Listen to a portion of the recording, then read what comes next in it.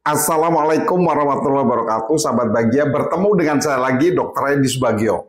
Sahabat Bahagia, saya doakan selalu diberikan kebahagiaan, kesehatan, rezeki yang melimpah, ruah halal barokah oleh Allah Subhanahu wa taala. Sahabat Bahagia, saya sedikit miris dengan kalimat-kalimat yang ada di luar sana yang bilang, "Dok, saya nggak makan karbohidrat sama sekali." Kan tubuh sudah membuat glukosa atau gula. Baik, kita bahas ya. Tolong disimak pelan-pelan. Jadi tubuh kita ini diciptakan oleh Allah Subhanahu wa taala, itu disematkan kurang lebih 100 triliun sel.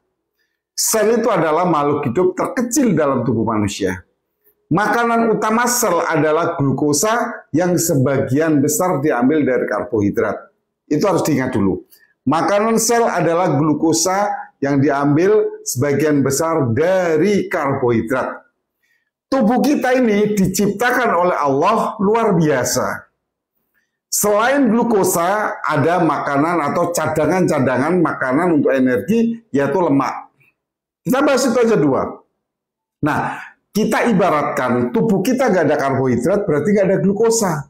Kita terus tidak mati, enggak. Tubuh kita itu hebat, Allah ciptakan. Otomatis yang dijadikan energi, yaitu membakar cadangannya, yaitu dengan lemak.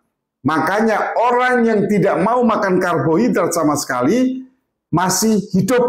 Karena lemaknya yang dibakar. Namanya prosesnya proses ketosis. Itu berada di liver. Yang harus digarisbawahi lagi, pada waktu proses ketosis, akan menghasilkan yang namanya keton. Nah, keton ini juga untuk energi yang dialirkan ke pembuluh darah. Tapi menyebabkan darah kita jadi asam. Ini normal terjadi ketosis itu pada orang-orang seperti orang pada waktu tidur, orang olahraga, orang puasa. Ini normal ketosis ini. Dan nanti ketonnya akan dibuang lewat urin atau kencing. Yang paling kita pikirkan harusnya, kalau terjadi terus-menerus kita tidak makan karbohidrat, proses ketosis akan terjadi semakin lama semakin banyak, dan banyaknya keton dalam pembuluh darah, sesuatu yang berlebihan itu tidak bagus. Wakulu wasrobu walatusribu. Sedangkan Allah aja tidak suka sesuatu yang berlebihan.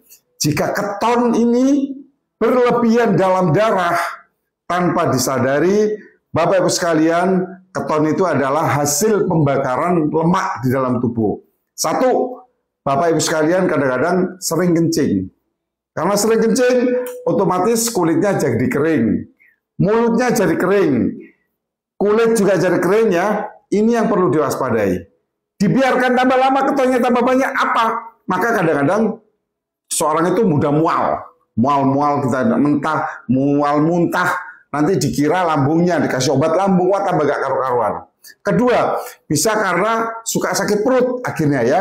Sakit perut itu kalau ketonnya terlalu banyak dalam darah.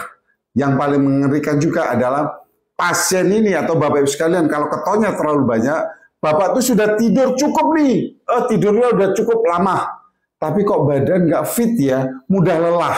Ini kadang-kadang yang bahaya. Yang ketiga, bisa karena sesak napas, dikira paru-parunya jantung kayak itu ya. Selain sakit perut, sesak napas, itu yang bahaya. Yang paling sering kadang-kadang orang-orang yang banyak ketonnya itu kayak orang bingung, gak konsentrasi. Dan biasanya pada waktu berbicara dengan orang lain, bau napasnya ini adalah bau buah-buahan, yaitu bau keton. Ini harus dipikirkan. Apakah tidak terganggu dengan kondisi itu? Sehingga kita mencoba obat-obatan yang belum tentu jelas sakitnya, ternyata akibat keton yang berlebihan dalam darah. Ingat, tubuh kita, sel kita, makanan utamanya adalah glukosa atau gula yang diambil sebagian besar dari karbohidrat. Ingat, yang berlebihan tidak bagus. Yang sedang-sedang saja, insya Allah aman. Saya siap untuk konsultasi kesehatan. Sekian, wassalamualaikum warahmatullahi wabarakatuh.